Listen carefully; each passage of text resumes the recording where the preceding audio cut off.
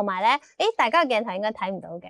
其實咧，我哋今日咧，小編真係好有心，準備咗 Happy Birthday to you too。And to you too 啊！呢度呢個就唔係好晒，但係佢真係好好咯。呢度有3個人喺度㗎。係啦，冇錯，就知道你哋咧就咧係12月生日啦。Happy Birthday！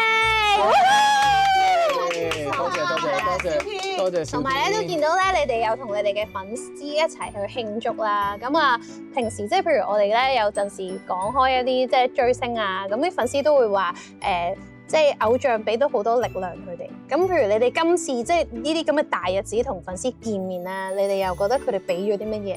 你哋係咪滿滿嘅能量，好似叉咗電咁啊？動力咧，好似幫我入油咁樣。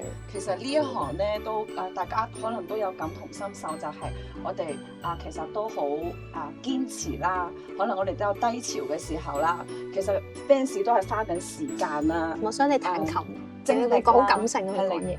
支持我哋嘅，我好認同一句説話，就係你點對人，點對你。即係我好感謝我嘅粉絲對我咁好，咁我一定會更加努力，同埋更加對你哋好咯。好，我都非常好。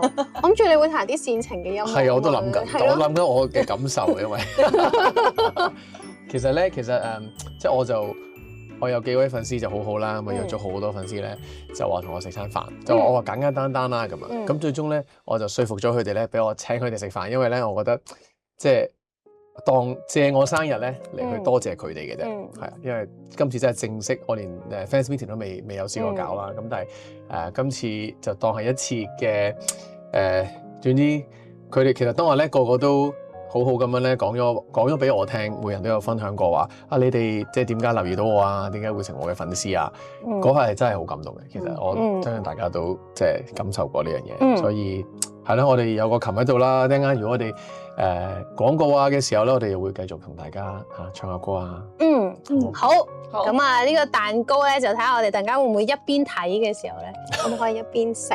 咁啊。有呢啲甜甜嘅蛋糕陪住我哋睇呢個《中年好聲音4》啦。